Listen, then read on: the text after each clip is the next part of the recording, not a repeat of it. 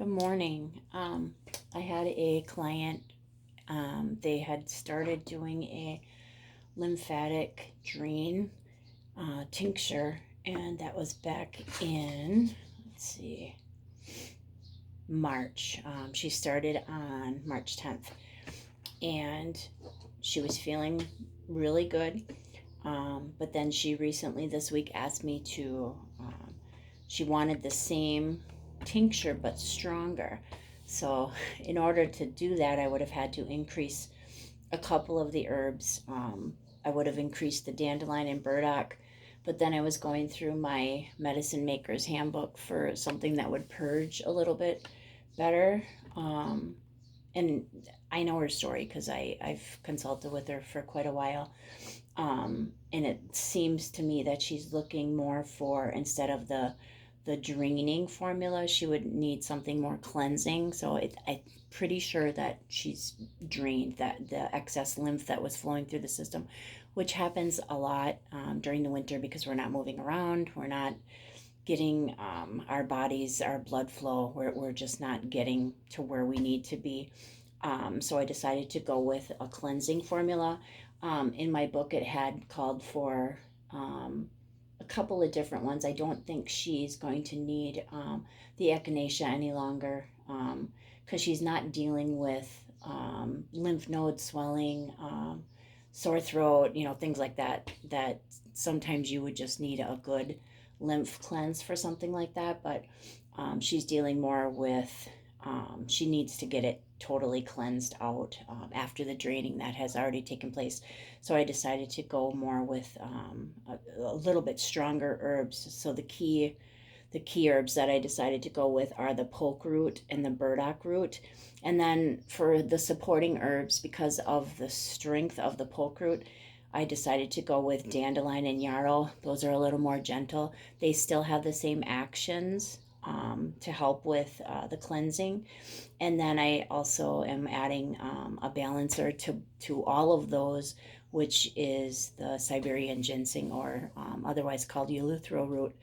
I don't believe that she needs a catalyst in there because all of these herbs will work at a cellular level. So I'm going ahead and mixing that up for her today. When I've went through this before, figuring out a formula, you just take the size bottle that you're using, which this is a 6-ounce bottle, and then know your parts for your key, balancing, supporting, and then catalyst if you decide to use one, which you don't have to. When you're making a formula, though, based on the strength, you should always try to use a balancing herb for there. And usually I tell people just try an adaptogen for your balancing, and that really does work the best. If you're adding a catalyst, that would be something to help get it into the system faster. So two of the main ones I use are ginger root and cayenne for my catalyst to help get into the system faster, but she doesn't need that. Um, and then after you add up your parts, because for your key herbs you can use 4 to 8 parts depending how big your bottle is. That's kind of how I base it on. I think 4 parts is plenty, so I usually stay at the low end. For your supporting herb, you choose between 2 to 4 parts. Your balancing herb is between 1 to 2, and then your catalyst can be 1 to 2. Or, I mean, it really doesn't matter. You don't have to use, like I said, a catalyst at all. I do, but for a person who's using their second formula for the same thing, I normally don't, because it's already in her system. A lot of these herbs that are going to help with the lymph problems. Um, so then I've got it figured out how many parts, because you just multiply that. I'm sorry, you divide that by the size bottle that you're using. So this is a 180 milliliter, and then there's 14 parts total. So then that gives you how many milliliters of each part that you'll use to make the formula. So it's really a simple formula.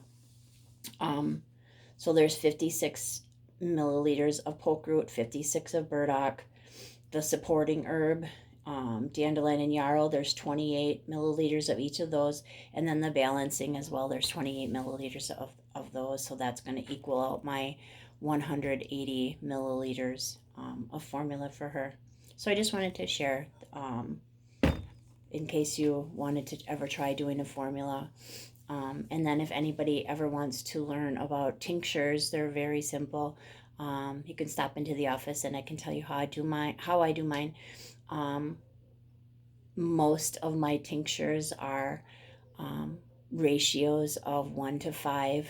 I do have some 1 to 3 ratios, but um, I hand strain everything that I make. I hand pour, hand strain. I leave my tinctures sit for anywhere between 6 to 12 weeks, and then if I'm doing a fast extraction, I cook it down and then I just reconstitute to get back to the level. So then that gives the strength of the plant medicine in a short amount of time.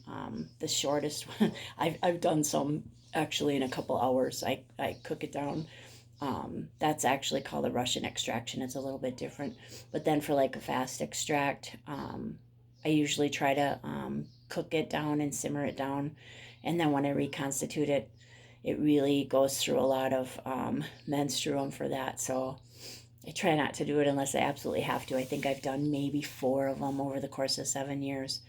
Um, but it can be done. So if you ever have questions, if you want to do a quick one um, or even just one that's over the course of a few days, just shoot me a text or whatever, and I'll let you know how to do it.